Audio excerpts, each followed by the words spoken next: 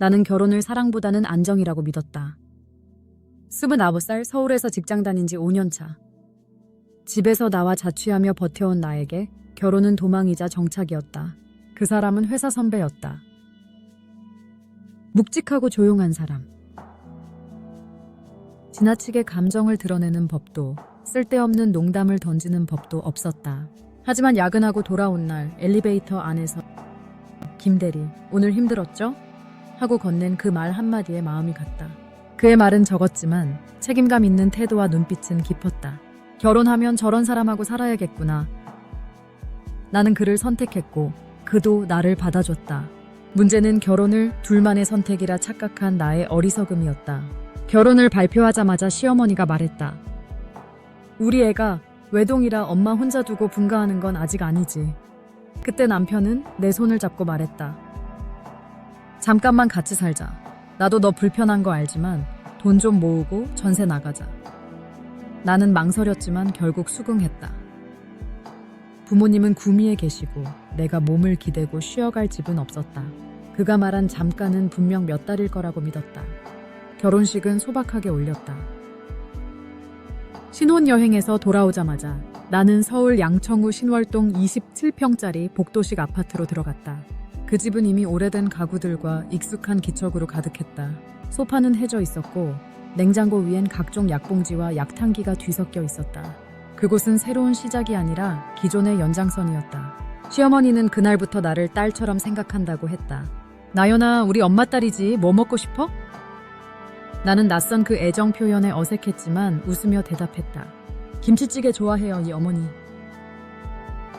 그때는 정말 몰랐다. 뒷딸처럼이라는 말이 내 방식대로 길들이겠다는 말과 같은 의미라는 걸. 집 구조는 간단했다.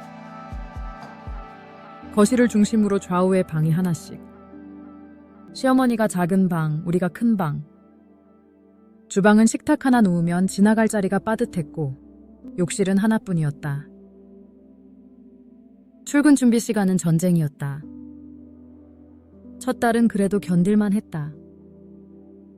어색한 기척들 속에서도 서로 배려하려는 모양새는 있었다.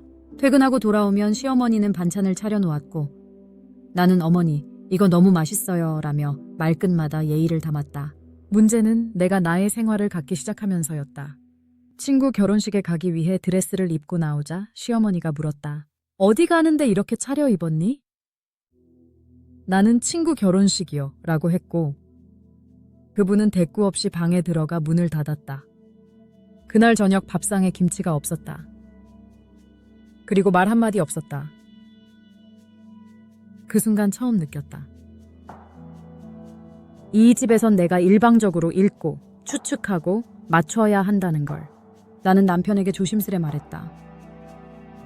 나 분가 생각 계속 해봐야 하지 않을까? 이건 너무 숨막혀. 그는 말했다. 아직 그 얘기 꺼낼 땐 아니잖아. 엄마는 도와주려는 거야. 그의 말은 언제나 단정적이었다. 엄마는 너 싫어하는 거 아니야. 너무 예민하게 굴지 마. 너도 노력해봐. 그는 단 한 번도 그건 어머니가 잘못하신 거야 라고 말한 적이 없었다. 나는 깨달았다. 그에게 가족은 어머니 한 명이었다. 나는 아직 입주한 지 얼마 안 된 하숙생 같은 존재였다. 그렇지만 나는 그래도 사랑받고 있다고 믿고 싶었다.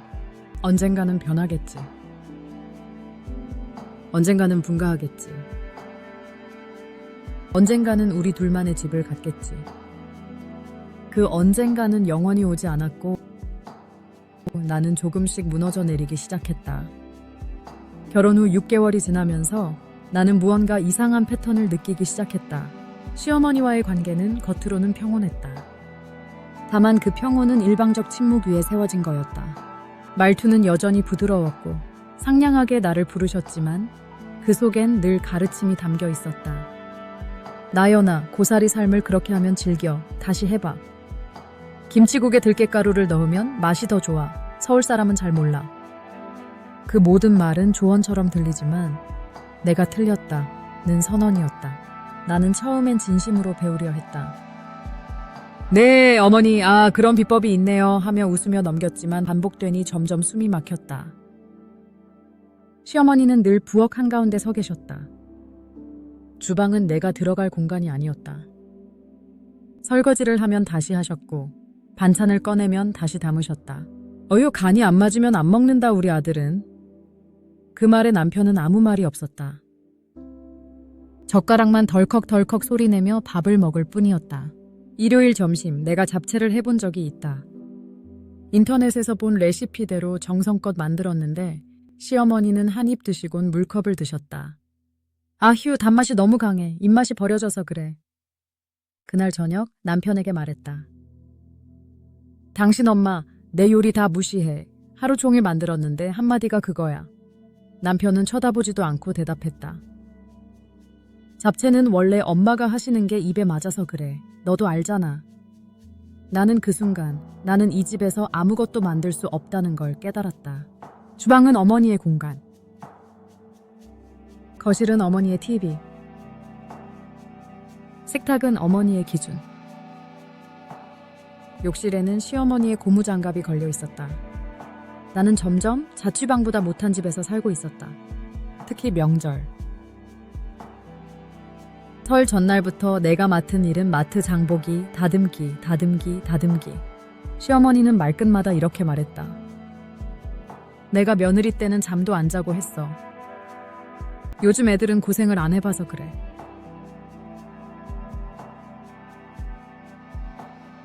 남편은 그 긴 시간 동안 뭐 했냐고? 거실에서 아버지 제사 음복 받는 법을 유튜브로 보고 있었다. 한마디도 없었다. 명절 마지막 날 허리를 붙잡고 누워있는 내 시어머니가 거실에서 말했다. 며느리가 병났어. 근데 손 하나 까딱 안 하더라. 그 말을 들은 남편은 피식 웃더니 좀 참지. 엄마 말버릇이니까. 나는 말없이 화장실 문을 닫았다.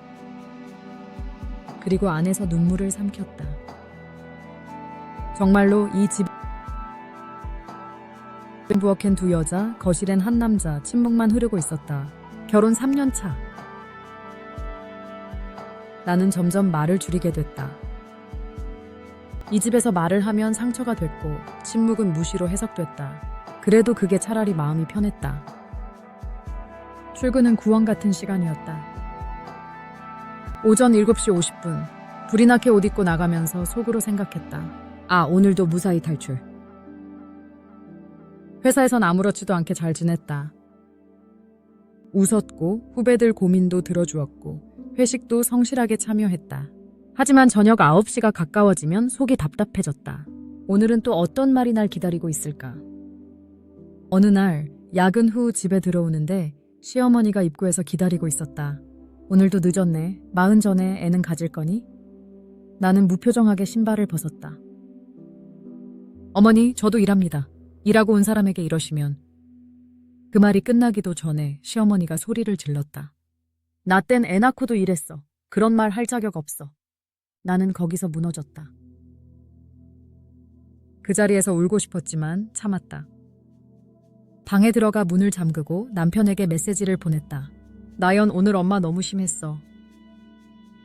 나 진짜 힘들어. 남편, 그냥 좀 참아. 엄마 요즘 스트레스 많으셔. 그날 밤 나는 거실에서 남편에게 단도직입적으로 말했다. 우리 분가하자. 그는 고개를 돌렸다. 지금 분가하자는 건 엄마한테 나가달라는 말이야. 그럼 엄마는 어디로 가시라고? 나는 최대한 차분히 말했다. 그게 아니라 우리 둘이서 살아야 우리 부부지. 이건 그냥 3인 가족 같아. 그는 고개를 떨궜다. 네오 엄마를 버리라고 하는 거야? 그 말에 나는 더는 설득할 수 없었다. 이 사람은 엄마와의 삶을 나와의 삶보다 위에 둔다. 며칠 후 나는 평일 연차를 내고종로 법률구조공단에 갔다. 접수 창구에서 이름과 주민번호를 적으며 손이 떨렸다. 이혼 상담료. 그 말을 내 입으로 꺼낸 게 내 인생에서 제일 서글픈 순간이었다. 상담 변호사는 내 이야기를 조용히 들었다. 나는 시어머니의 언행, 남편의 반응 없음, 그로 인해 겪은 불면증과 우울감을 조목조목 설명했다. 변호사는 단호히 말했다. 시가에서 발생한 반복적인 정신적 스트레스를 방치한 남편, 그 자체가 법원에서 정서적 유기로 판단된 사례들이 많습니다. 민법 제840조 제6호, 혼인 지속이 어려운 중대한 사유로 볼 수 있어요. 그날 집에 아내가 받은 시어머니의 말들, 남편과의 대화 내용, 일기장, 음성 녹음 몇 개, 카카오톡 캡처를 전부 정리하기 시작했다. 그리고 소장을 작성했다. 맨 첫 줄에 이렇게 썼다. 이 결혼은 내가 매일 투명인간처럼 살아야 했던 3년의 기록입니다. 남편에게 소장을 건넸을 때 그는 처음으로 분노를 드러냈다. 이게 진짜야? 너 진심으로 이혼하겠다는 거야? 나는 담담하게 말했다. 그래.